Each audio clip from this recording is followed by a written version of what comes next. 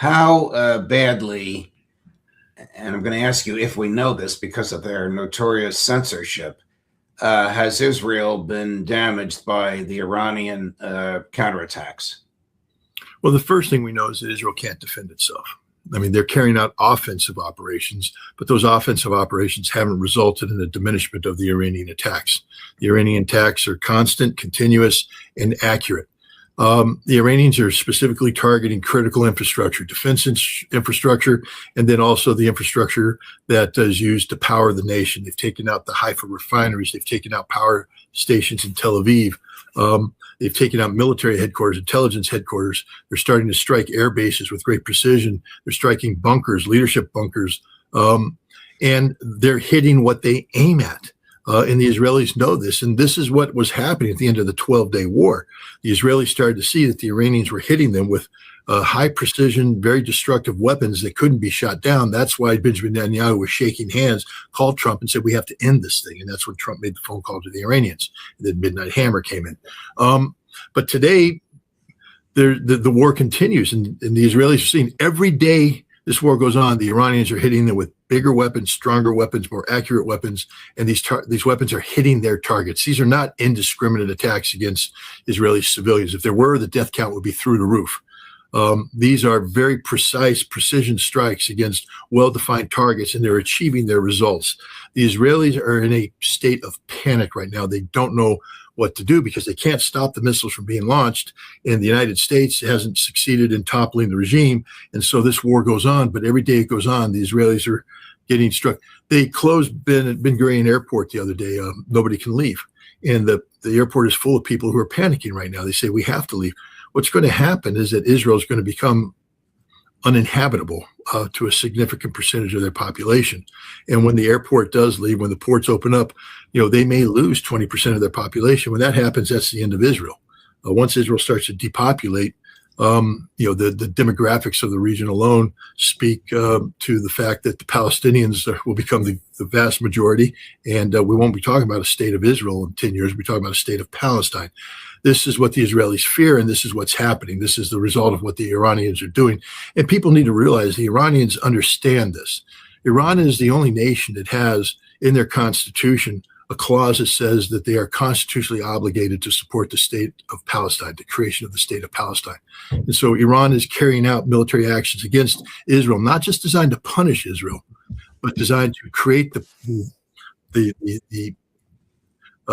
framework in which a Palestinian state can exist. And this requires a defeat of the greater Israel Zionist cause. So Iran is announcing its losses in the war and thousands are attending funeral ceremonies. Meanwhile, the U.S. and Israel are hiding their dead, burying them secretly because there is no honorable death in an immoral, dishonorable, and unjust war. Can't say I disagree with that. Let me just tell you a couple things that I learned today that I don't want to forget. One thing is that, remember that laundry fire on the USS Gerald Ford conspicuously started? I was listening to Larry Johnson last night. He brought up a very good point.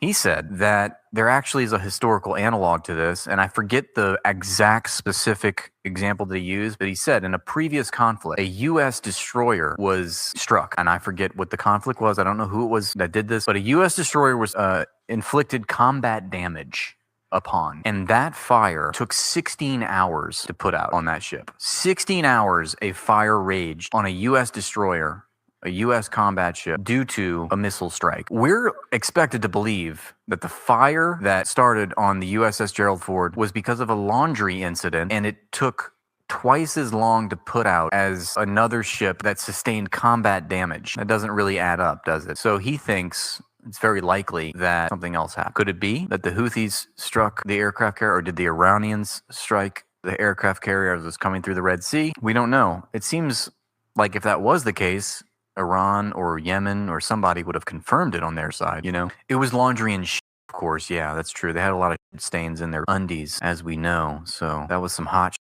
literally. But I think that's an interesting point that I wanted to share with you. The other thing I learned from Alistair Crook, I'm beginning to understand Alistair and how he does his analysis. Most of it centers and hinges on reading the Hebrew press. He's always telling us, look, the Israelis will say one thing in English, but if you read what they're saying in Hebrew, it's a completely different story. They actually speak more honestly. So he doesn't even bother really with what the Israelis say in English. He and his wife read the Hebrew press, and that's how he gets his information. But he learned in doing that apparently Israeli reporters are instructed by the Israeli government that when they're forced to show damage, like what we see on the screen here, although probably not this, because this is way more devastating, it looks like.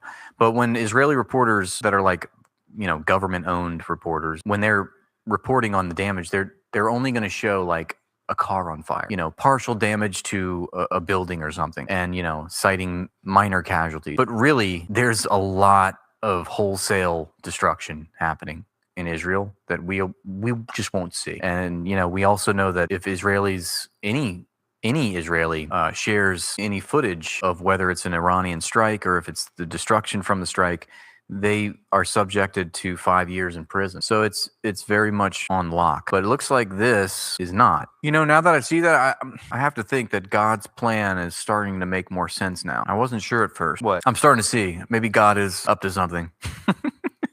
The Lord works in mysterious ways. Imagine being Trump, knowing Bibi is dead, but you still have to do whatever he tells you to do. That gets a definite repost. Every conqueror who ever lived believed what you believe right now. They are gone, and I am still here in 2 billion hearts. You cannot kill truth. You cannot bomb it into submission. Love is the only force in this universe that does not eventually destroy the one wielding it. Jesus. Choose it before the choice is made for you.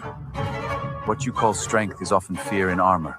For what does it profit a man to gain the world and lose his soul? The question isn't whether evil can win for a time. The question is, what are you becoming while you try to win? How about the prime minister stop calling Jesus a coward and saying Genghis Khan is his ride or die, True scope of destruction in Israel will be more accurate when insurance claims are filed. Did you know that the Israelis in the West Bank are setting fire to their home and claiming that it was an Iranian missile just so that they can claim the insurance? That's a true story. Their TV will show a car burning and say 2 people with minor injuries. Yeah, that's very based of you. The U.S. can't dictate who Iran is going to sell oil to. Hegemony is crashing. U.S. can itself. It's already after 40 trillion in debt. But that's okay because we can just print more money, right? Here's a live shot of Tel Aviv. Maybe not.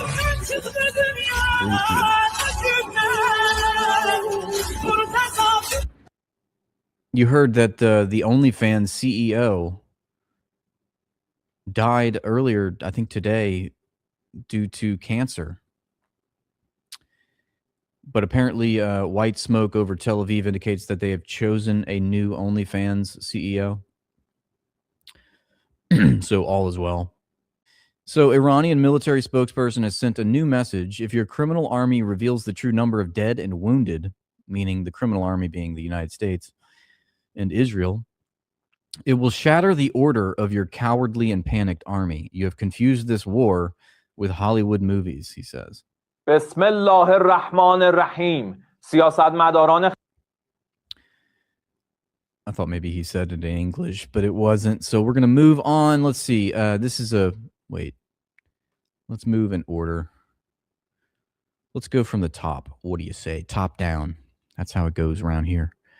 So look at this. This is crazy. So there's a mass exodus in Israel happening right now. The Chosenites are fleeing the promised land. Blasphemous, if you ask me. But, they're most significantly, look at how they're leaving. They're leaving via boat. Why is that? Well, that's because their airport has been completely destroyed.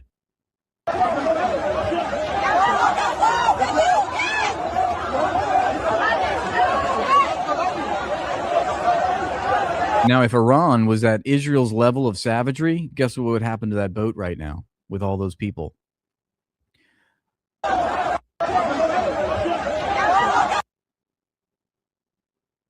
But hey, it's like the Israelis wanted to the Palestinians. It's like, we don't want to, destroy them. We just want them to leave. Yeah, right back at you, Israel. Off you go.